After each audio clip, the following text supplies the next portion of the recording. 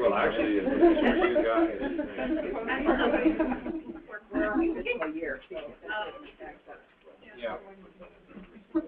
Right in the calendar, convergence is the March 19th to the 23rd.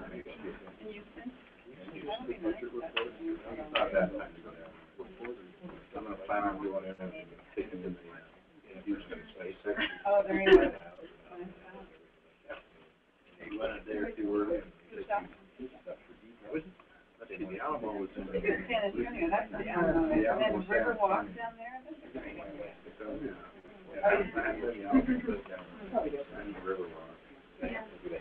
Actually, when I went, they had a massive ice storm. We had about that thick of ice on everything. Whole state shut down. So much, it's so for birth now.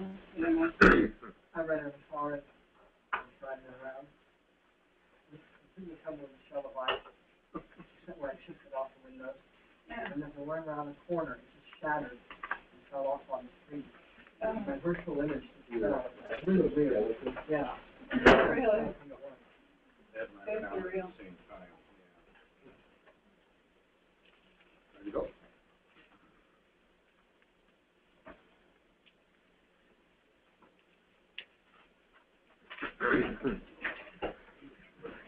You want to reach over and turn that on? Okay, last call for dessert.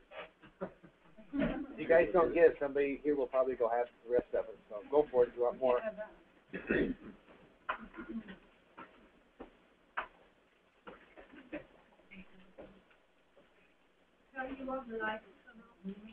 Sure.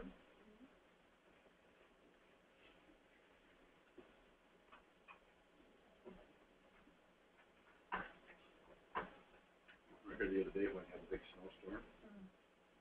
This truck came through up there on the overpass. And he was snowplowing. And he shot that snow out there and came down and just blasted our cars. They hit the windows too. I thought it was going to break the windows occasionally. Wow. What's the volume? Yeah. Yeah. Okay, so any questions before we get started that you had during lunch that you want to ask? Any particular areas you guys want to go into and look at that seemed interesting or confusing? Can I make a recommendation? We look at the collections workflow. Do you have that set up?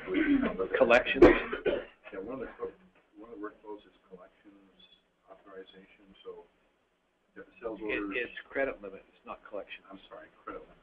Thank you. Is there a possibility you could do that one? We can try it. It failed earlier. It may work now. So I was hoping that nobody would go there, and Rob would have to be the one that goes there. Yeah. No, he didn't actually know. Andy and I were trying to get it working this morning, but okay, we'll try. See what happens here. Okay, so let's look at a particular customer and see what their credit limit is. Let's pick Astor here. Okay, they've got 40,000. So we should generate a workflow if we create an order that's above 40,000. Yep. Roll through that 40,000. $10 order.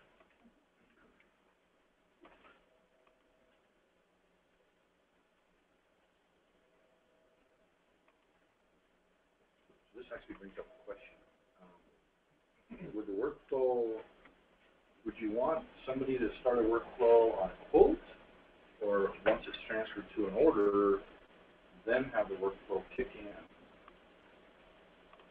Just food for thought. I don't know how you do your business, but people are doing quotes all the time. And they don't look at them. I don't think the quotes even do the credit limit. The quotes have an approval process regardless of the limit.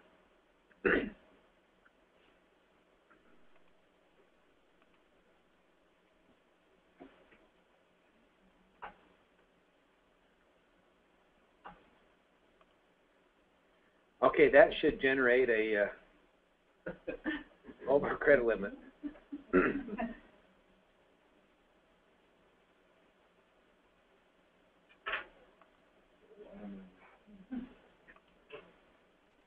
Okay, so I think that's going to work. Okay, so this just became active right now. Submit for approval.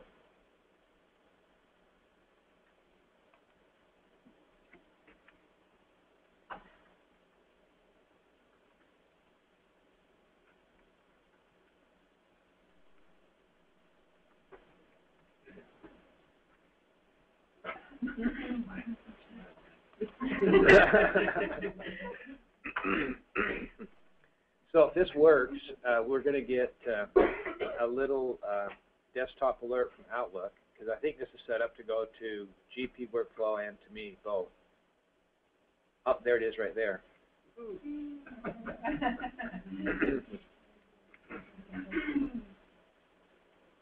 So we go back to Outlook, and here's the customer credit limit override approval on this particular order. And we're going to get a lot of emails because these are set up to really put them out the way these were set up. So again, if you want to look at the document, SharePoint opens up their rendition of the sales order.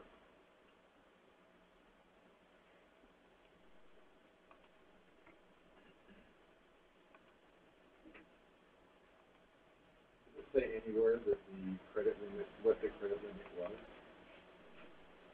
That would make some sense. It doesn't look like we have access to that. So, and it looks like in this case, from this notification, we don't have the ability to approve on this task at the Outlook level. So we'll go back and the other user, the GP Workflow, will get identical notification. I've got them set up to both get everything, so we don't have to slip over there and look at that. So we'll go over here, and we'll pull up that order. And so you'll notice that the submit has been grayed out because it's already happened. And we have these buttons up here, which are new. And so if I'm going to look at this, I would normally go over to the customer like that to see what the credit limit would be. So just be a couple of clicks away. So I'm not sure how this will act if I don't change it here, and if I just approve it from the order itself. You know, so that's just kind of a new thing because it didn't work earlier. So we'll go ahead and we'll approve that. Or maybe we'll do this. This will be a good test. We'll say we want to request a change on it. And I'm kind of cheating here because I'm stating it back to myself. I originated and I'm requesting the change, but normally it'd be different people in different locations.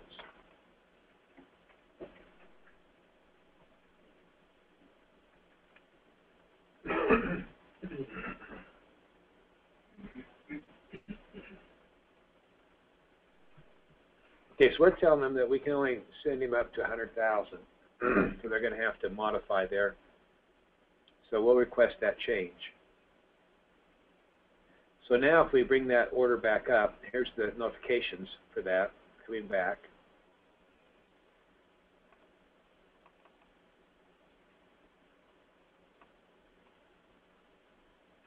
And we visualize the workflow. Now we've got a change. Should see a change going back on that. Yeah, here's the change right here. Okay, so now we want to, okay, we've got all kinds of approvals going on. Here's the Microsoft Dynamic desktop alerts, because we were in it. This is what, Ed, you were asking about.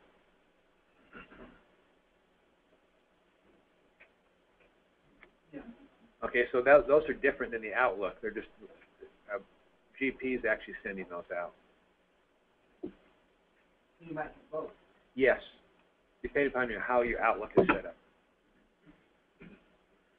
Okay, so now you'll notice that the submit for approval button is back on again. It's back, we requested a change on this particular document.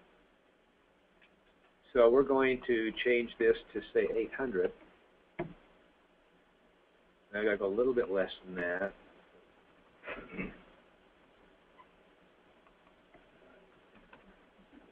There we go. Okay.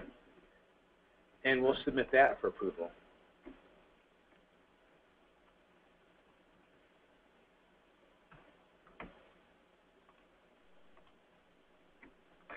So now we'll watch as the requests or the notifications start happening.